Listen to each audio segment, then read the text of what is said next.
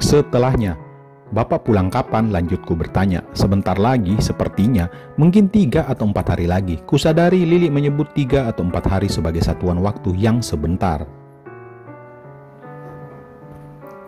"Kamu sejak kapan sering ditinggal sendiri?" "Sejak SMP, aku lupa persisnya. Bapak sudah pensiun cukup lama kan?" Kami terus berbincang dan seperti ini. Lili sudah terjaga sepenuhnya. Lili bercerita tentang awal masa perceraian orang tuanya.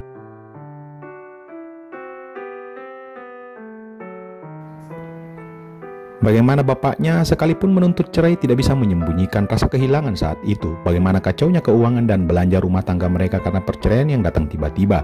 Aku tidak menanyakan alasan kedua orang tuanya bercerai, hanya mendengarkan dalam diam. Lili menyinggung kekecewaannya pada kedua orang tuanya yang menyerah pada konflik, mengambil jalan yang menurutnya hanya suatu bentuk pelarian yang tidak solutif. Sudah kuceritakan sebelumnya pembaca sekalian bahwa aku punya ketertarikan terhadap perempuan dengan ciri-ciri yang sangat berbeda dengan Lili. Lili bercerita dengan lancar. Kusadari dia tidak menangis, hanya membeberkan fakta tanpa emosi, dan aku mendengarkannya tulus tanpa tendensi. Pembaca sekalian paham tendensi yang kumaksudkan? Tendensi pria yang sengaja berlagak mendengarkan, namun sebenarnya hanya menunggu sang gadis sampai pada suasana hati paling rapuh, lalu memanfaatkan kerapuhannya untuk mengambil yang diinginkannya. Kubetulkan posisi baringku menjadi bersandar di kepala tempat tidur. Lili berbalik. Dia terus bercerita tentang masa kecilnya yang bahagia bersama keluarganya yang utuh.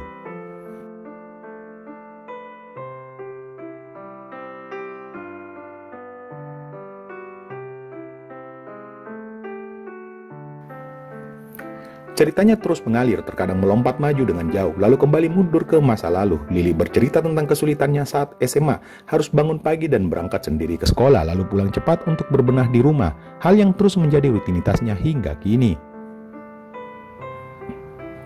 Terjelaskan bagiku semuanya tentang Lili, tentang pribadinya yang mandiri, tentang telatennya dia di rumah, dan kepeduliannya yang tinggi pada para tunawisma dan anak jalanan. Dia berempati dan dalam peduli dia selalu ingin berbagi.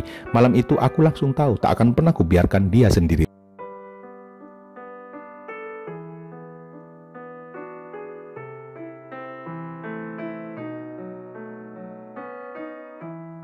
Bangunkanku. Katanya butuh berkali-kali sampai aku benar-benar membuka mata. Lili sudah mandi, rambutnya tergerai, turun dan menyapa wajahku saat Lili menunduk. Mungkin sebenarnya itu yang membuatku terjaga. Kami sarapan di beranda. Lili membuat teh sedangkan aku menyeduh kopi. Dia masih mengenakan kaos yang semalam. "Kalian para pria kenapa gandrung sekali sama kopi ya? Pahit begitu."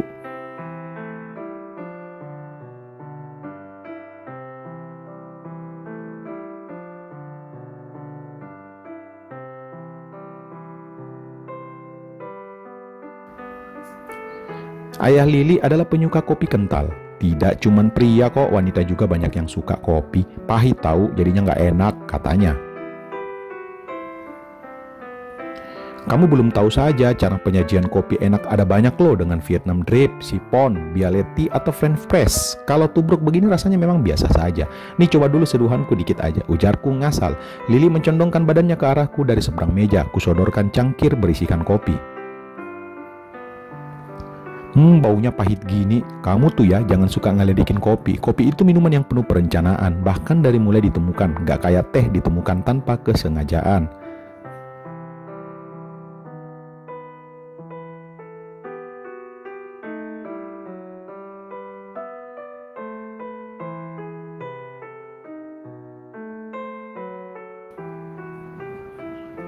Aku berjalan kembali ke beranda. Aku duduk kembali. Lili duduk menyamping seperti biasa. Obrolan santai seperti ini akan membawa kami ke sebuah diskusi biasa.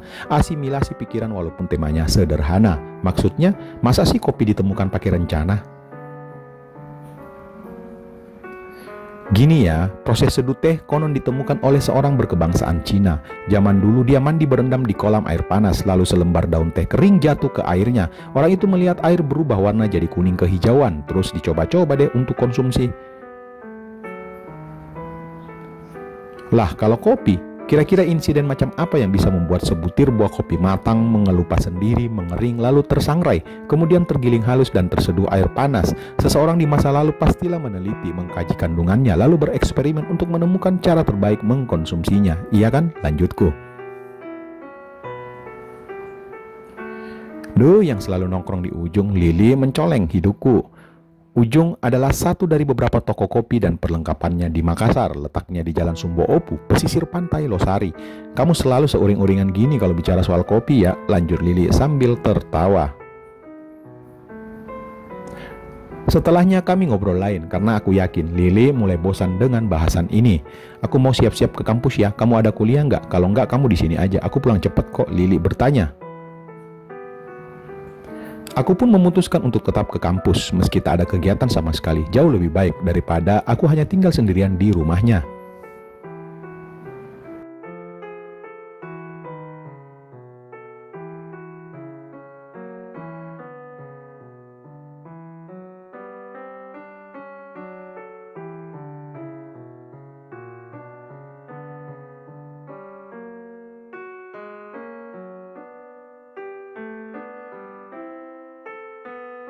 Sungguh aneh cara kerja otak manusia, tidak seperti mesin yang ketika algoritma sudah diatur dari semula, maka perintah selanjutnya akan dilaksanakan sesuai polanya. Manakala sebuah software dibuat untuk tidak menginput sesuatu, maka demikianlah adanya sampai dimasukkan perintah baru. Setiap malam aku bersama Lili membuat pattern wanita ideal dalam diriku berangsur berubah. Mengingat Lili berarti membayangkan Lili dalam paket utuh. Algoritma kinerja wanita di kepalaku berubah, menambahkan entry baru bernama Andri Liliana. Rasa risih di antara kami juga menguap hilang. Perasaan sebagai orang asing sudah tergantikan dengan kebutuhan akan keberadaan satu sama lain. Aku memandang Lili sebagai gadis yang harus kulindungi. Kubuat tertawa setiap waktu, kujauhkan dari bosan dan sedih.